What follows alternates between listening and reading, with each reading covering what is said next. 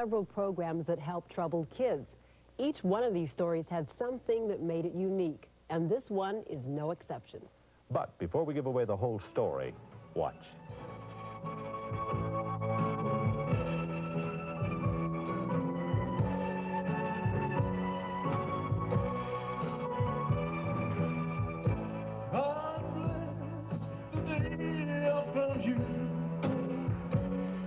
Girl, I want to stay around you,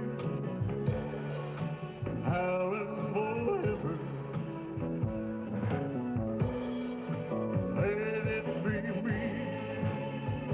Yes, Elvis Presley is alive, and he's a Navajo Indian. Just kidding, folks. This is Alexander Longrifle, and he is doing his part to keep the legend of Elvis alive. Now and forever.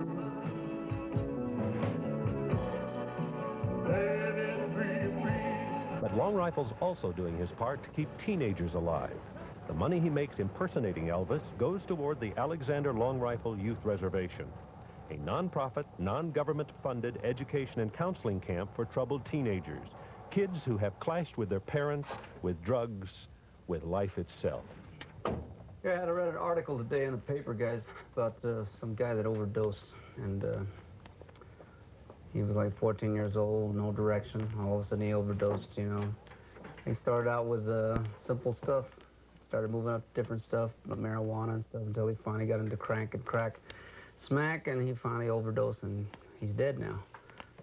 Some of you have been on this stuff. What do you think about the drugs and stuff? Think it's still good to start out with little stuff like cough syrup and the marijuana? You know, do you think that all leads to it? Like cigarettes and stuff? Anybody? When I was in high school, I was smoking, and it forced me to be with people who did drugs and smoked too. And, you know, places where kids would go off and smoke. So... It's associated. Yes, sir, it is. Who's done the cough syrup? Cough syrup was... I didn't start cough syrup at the beginning. It was at the end of everything. Because, like... I don't know, you get desperate for drugs, and the cough syrup is easy to get. You can just buy it in a store, and it's cheap, so... And you don't really do anything illegal, I mean, to get it, right? Right. So you don't get in trouble that much, except for your parents that get you in trouble if they catch you. Well, we deal with runaways, orphans, battered and abused, throwaways, probation, wards of court. We get kids that don't really have a sense of direction. There's no motivation. I'm trying to... keep kids off the street and have them do good and show their parents that they can be successful even if they messed up a couple of times. This place isn't San Quentin, but it isn't the Holiday Inn either. Come on, gentlemen, let's go. Time for chores. Hey, you guys, let's go. It's time for chores. Did you get those buckets finished today? No, sir, You're going to want you to wash them out today.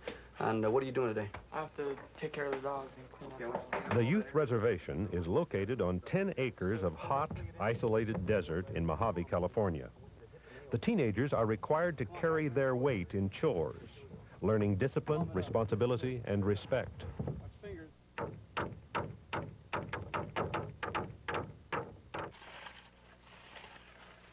Their labor has resulted in the Youth Reservation being built entirely by the kids who have passed through this place.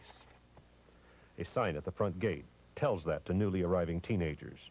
Encouraging words for the discouraged. The kids also have to undergo 4 hours of school per day in a state-approved independent study program. What is surprising to many people is just how well these kids do.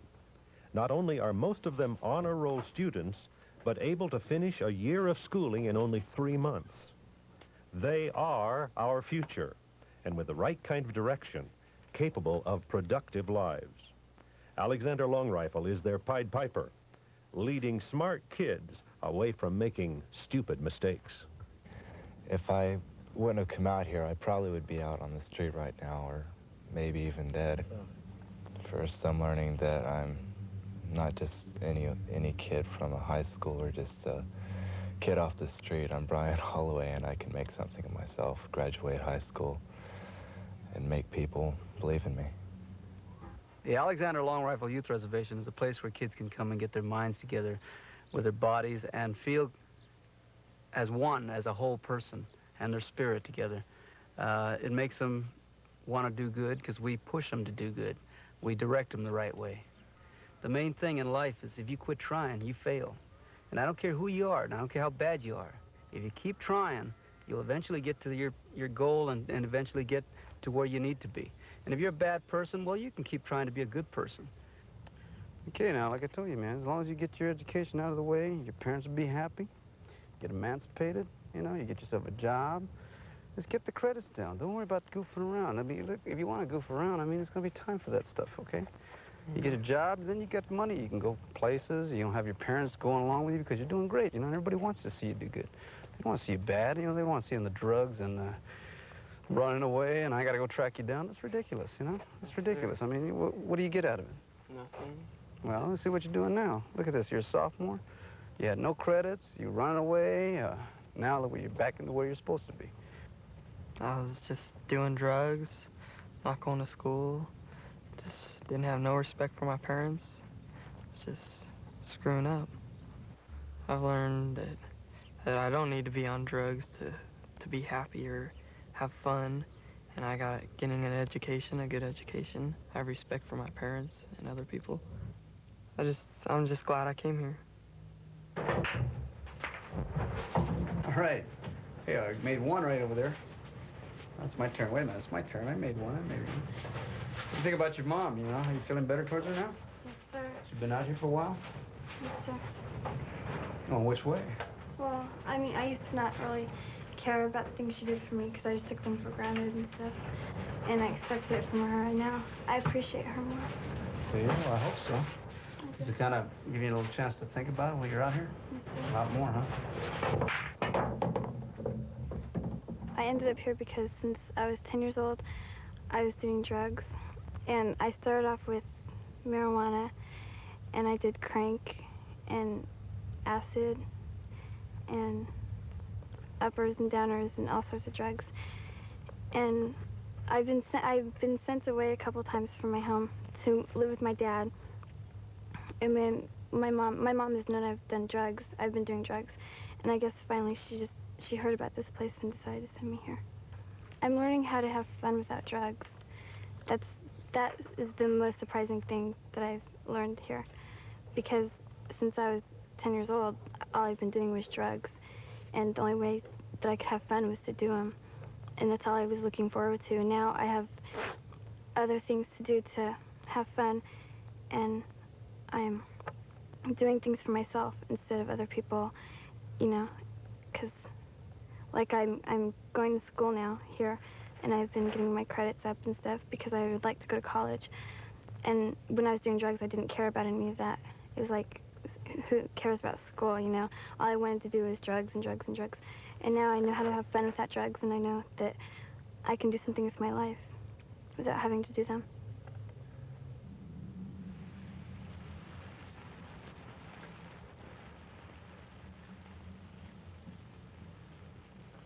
Like the garden in the desert, these kids will grow with the proper attention, care, and love. They are getting that here at the reservation from Alexander Longrifle. They should be getting that at home from their parents, but most of the time, the parents are the reason why these kids need to be here. The awareness of parents has to be opened up. 85% of the problem is with the parents. Then the kids get into it. They follow direction. Who's guiding them? How many of you think it's hypocritical for your parents to sit there with a cigarette in their hand and tell you not to smoke marijuana? How many of you out there? Raise the hands. Don't you think it's kind of hypocritical to point for them to do that? Before they can correct their kid, they got to correct themselves. Longrifle was also a troubled teenager. But unlike most kids, his rebellion landed him success. He ran away from home and became a musician and singer. He recorded albums, toured, and played Vegas. But that lifestyle led him to alcohol and drug abuse. He was speeding in the fast lane and running out of road. He saw what was ahead of him and left his success and bad habits behind. Longrifle then decided to put his energies into kids who also might be traveling on the road to destruction. The whole thing is I understand these kids. I believe that if everybody believed in each other and believed in the kids that they're raising and your fellow man, to believe that he's going to do good for you and you do good for him, everything works out. State regulations restrict the number of teenagers allowed on the reservation at 10 due to certain licensing rules. But that restriction actually works out to be an advantage for the kids. It gives them personal attention they wouldn't get in a state-run facility. That, mixed with Longrifle's informal approach, gets results. The government should pay attention. Longrifle believes the right way is his way. What is a man? What has he got? If not himself, and he has not to say the words he truly feels, and afterwards the words he needs. The record shows I took the blows and did it my way.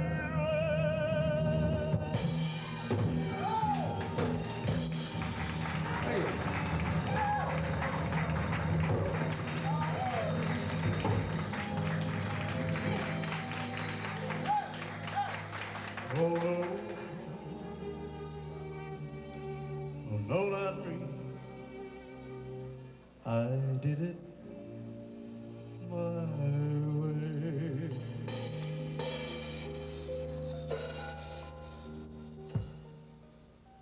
If you'd like more information, you can write to Alexander Longrifle, Star Route 1, Box 193-P, Mojave, California, 93501. Or you can write to us here at Christian Lifestyle Magazine, and we'll help you get in touch with Alexander. Our address is going to be coming up at the end of the show. Coming up after this break, Andre Bastanovi with some hints on how to cope.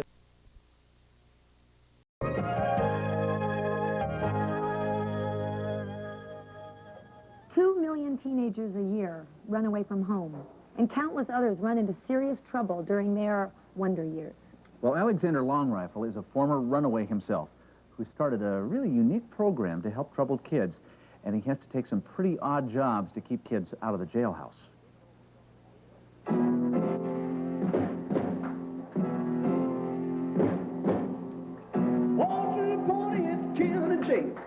As the king of Lancaster, California, Alexander Longrifle performs the songs of his idol, Elvis Presley, 6 nights a week.